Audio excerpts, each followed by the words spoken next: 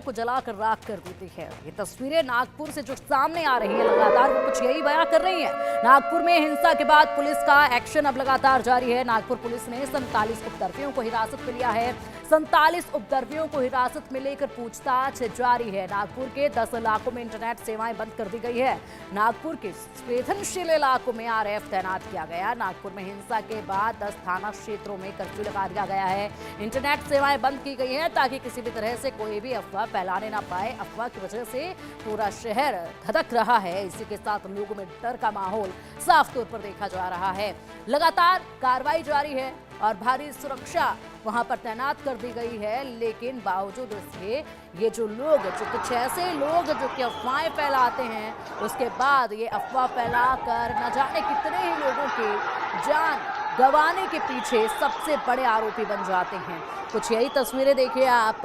एक अफवाह, उसके बाद ये पूरे नागपुर का माहौल, किस कदर यहाँ पर हिंसा हुई, हिंसा में कितना बड़ा नुकसान हुआ। चारों तरफ आग की लपटें नजर आई, बड़ा नुकसान हुआ और साथ ही एक दूसरे के जानी दुश्मन बनते नजर आए। इसी के साथ तोड़फोड़ की गई है, संपत्ति को नुकसान पहुंचाया गया है। कार्रवाई काफी तेजी के साथ की जा रही है। इस हिंसा की साजिश के पीछे आखिर कौन है, इस तक भी जल्द कानून के हाथ पहुंच जाएंगे। लेकिन उससे पहले ये जो बड़ा नुकसान हुआ है वाकई में शर्मनाक है ये, क्योंकि यहाँ एक अफवाह, महज एक अफवाह जिसने पूरे इस नागपुर का ये हाल करके रख दिया है। 47 लोगों को हिरासत में लिया जा चुका है, उनसे पूछताछ की जा रही है, दूसरे लोगों को भी पहचानने की कोशिश की जा रही है और पूरी मुस्तैदी के साथ अब भारी मात्रा में पुलिस बल वहां पर तैनात कर दिया गया है। बता दें कि हंसपुर इलाके में 2 गुटों में हिंसक झड़प हुई और मध्य नागपुर के चिटनीस पार्क इलाके में तब हिंसा भड़क उठी जब अफवाह फैली कि औरंगजेब की खबर को हटाने के लिए एक दक्षिणपंथी संगठन द्वारा किए गए आंदोलन के दौरान धर्म ग्रंथ जलाया गया है। इस दौरान पुलिस पर पथराव किया गया जिससे 6 आम नागरिक और 3 पुलिसकर्मी घायल हुए थे। पुलिस के अनुसार पुराने भंडारा रोड के पास हंसपुरी इलाके में रात 10:30 से 11:30 के बीच एक और झड़प हुई थी। अनियंत्रित भीड़ ने कई वाहनों को जला दिया और इलाके में घरों तथा एक क्लिनिक में तोड़फोड़ की गई थी। इसके साथ ही ये जो तस्वीरें हैं, ये तस्वीरें आप देखिए किस तरीके से पूरा नागपुर धधक रहा है। ये तस्वीरें बयां कर रही हैं। पहली तस्वीर में देखिए 6 से ज्यादा तस्वीरें आपको दिखा रहे हैं इस वक्त इंडिया न्यूज के स्क्रीन पर और आप देख सकते हैं बवाल जो हुआ, आगजनी जो हुई, वो तस्वीरें सबसे पहले आप देख सकते हैं। उसके बाद जो हिंसा हुई वहां पर किस कदर ये जो लोग हैं इनके अंदर कितना आक्रोश फूट रहा है। देखिए महज यहाँ पर किस एक अफवाह के ऊपर यह आक्रोश निकला है। गाड़ी को किस तरीके से इन कारों को नुकसान पहुंचाया जा रहा है।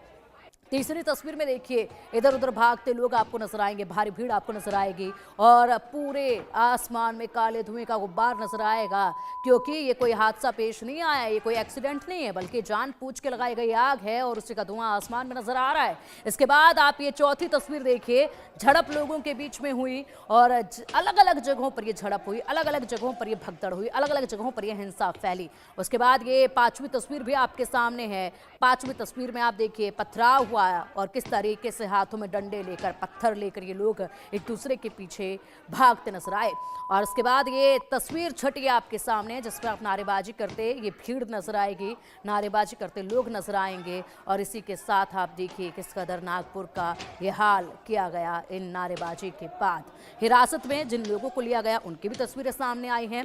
कड़ी कार्रवाई इन पर होनी चाहिए, कड़ा एक्शन इन पर होना चाहिए जो भी इसमें दोषी हैं। उसके बाद कर्फ्यू लगाया गया। अब देखिए एक एक कर ये तस्वीरें बयां कर रही हैं किस तरीके से शुरुआत हुई, कैसे कैसे माहौल बदलता चला गया और उसके बाद अंत में कर्फ्यू लगाने की स्थिति पैदा हुई। कर्फ्यू लगाया गया, साथ ही साथ इंटरनेट सेवाएं बंद की गई हैं और पूरे इलाके को छावनी में तब्दील कर दिया गया है। अब एक और बड़ा अपडेट इसी से जुड़ा हुआ आपके सामने। बड़ी खबर इस वक्त नागपुर हिंसा पर डेप्यूटी सीएम एकनाथ शिंदे का बयान आया है। किसी भी आरोपी को बख्शा नहीं जाएगा। एकनाथ शिंदे ने कहा है हिंसा के पीछे साजिश है ये और इसका पता लगा लिया जाएगा। हमला करने वालों को छोड़ेंगे नहीं। पुलिस पर हमला दुर्भाग्यपूर्ण है।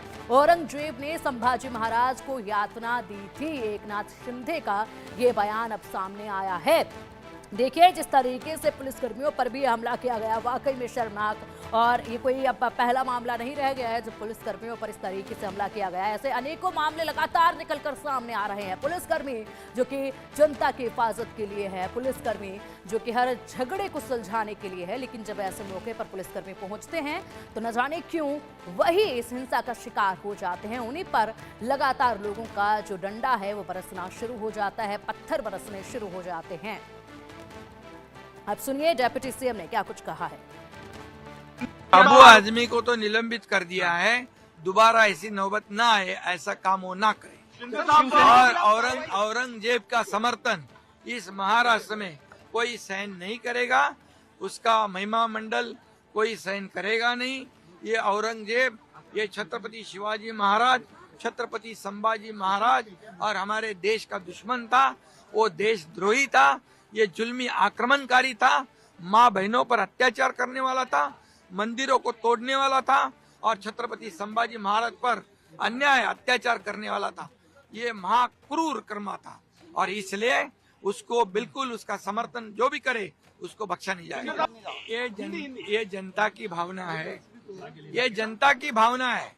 देखो जनता की भावना हमारे राजा के प्रति, छत्रपति संभाजी महाराज के प्रति बहुत ही गंभीर है और इसलिए उन्होंने जो आंदोलन किया है वो आंदोलन जायज है। उनके मन में जो है हमारे राजा के प्रति प्रेम भावना है और औरंगजेब के प्रति जो देशद्रोही है उसके प्रति गुस्सा है। तो यह आपने डिप्टी सीएम को सुना। सख्त एक्शन होगा, कड़ी कार्रवाई होगी। उसके बाद अब ये जो तस्वीरें हैं, आप ये तस्वीरें देखिए, लगातार तस्वीरें भी इस हिंसा से जुड़े हुए सामने अब निकल कर आ रहे हैं। यहाँ पर हिंसक झड़प होने के बाद किस तरीके से सड़कों पर और गलियों में ये लोग हाथों में डंडे लेकर किस तरीके से भागते नजर आ रहे हैं, डर का माहौल पैदा किया जा रहा है। उसके बाद दूसरी तस्वीर आप जो देख पाएंगे, वाहनों में आग लगाई गई, कई वाहनों को आग के हवाले कर दिया गया, कई वाहनों को नुकसान पहुंचाया गया, कई संपत्तियों को नुकसान पहुंचाया गया है। उसके बाद पुलिस का जो लाठीचार्ज देखा गया तो आगे आगे दौड़ते नजर आए तमाम ये उपद्रवी और इसी के साथ बड़ा एक्शन अब इन पर लिया जा रहा है। एक एक की पहचान कर इन्हें हिरासत में लिया जा रहा है और कड़ा एक्शन अब लिया जाएगा तमाम उन लोगों पर जिन्होंने यहाँ पर अफवाहें फैलाई हैं, तमाम उन लोगों पर जिन्होंने इस हिंसा की आग को यहाँ पर चिंगारी दिखाई है। उसके बाद ये चौथी तस्वीर आपके सामने है। आरोपियों पर जब एक्शन हुआ तो वो भी आप देख पा रहे हैं। लगातार ये तस्वीरें एकाएक कर निकल कर सामने आ रही हैं और ऐसे में कड़ा एक्शन अब लिया जाएगा। किसी भी तरीके से ये हिंसा नागपुर में बर्दाश्त नहीं की जाएगी। इस साजिश के पीछे आखिर कौन, इसका पता करने में जुटी हैं तमाम एजेंसियां। नागपुर हिंसा में सीएम फडणवीस का भी बयान सामने आया। कुछ लोगों ने अचानक हमला किया, ये कहा जा रहा है। नागपुर हिंसा में 5 लोगों पर हमला हुआ, हिंसा में पुलिस वालों पर भी हमला हुआ, दोषियों पर सख्त कार्रवाई करेंगे। साजिश के तहत नागपुर में हिंसा फैलाई गई है।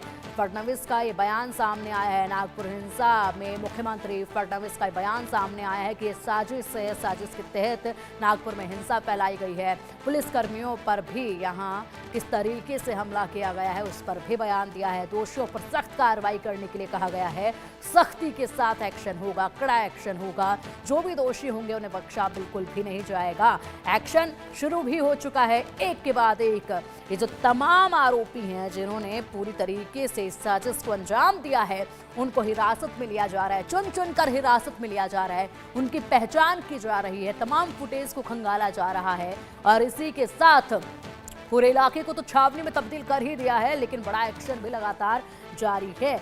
मुख्यमंत्री देवेंद्र फडणवीस नागपुर हिंसा को लेकर अब काफी सख्त हो चुके हैं। नागपुर पुलिस ने अब तक यहाँ कई लोगों को हिरासत में लिया है। इलाके में कर्फ्यू लगा दिया गया है। इंटरनेट सेवाएं जो हैं वो कई इलाकों में अभी भी बंद की गई हैं, कई इलाकों में बहाल कर दी गई हैं तो कई इलाकों में अभी भी बंद हैं।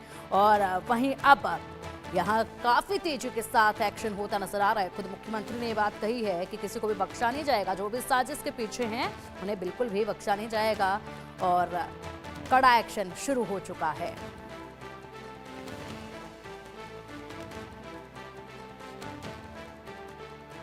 बता दें, दूसरे पक्ष की शिकायत के आधार पर पुलिस ने विश्व हिंदू परिषद के कार्यकर्ताओं के खिलाफ भी एफआईआर दर्ज कर ली है।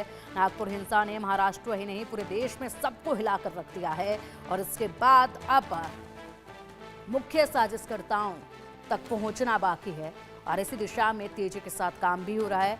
और क्या कुछ कहना है तमाम दिग्गजों का, वो भी सुनिएगा जरा। महाराष्ट्र में जो घटना घटी है, नागपुर में जो हिंसा हुई है, कई लोग घायल भी हुए हैं, क्या कहेंगे? देखिए, जो घटना हुई है दुखद है, होना नहीं चाहिए था। कोई फजूल की बातों को लेकर जब कोई चीज़ें होती है, लोगों की जान माल का नुकसान होता है, आम आदमी को उसका सब झेलना पड़ता है। तो इसलिए जो भी हुआ है वो गलत है और सरकार ने उस पर नियंत्रण किया है, काबू किया है, लोगों को हिरासत में लिया गया है।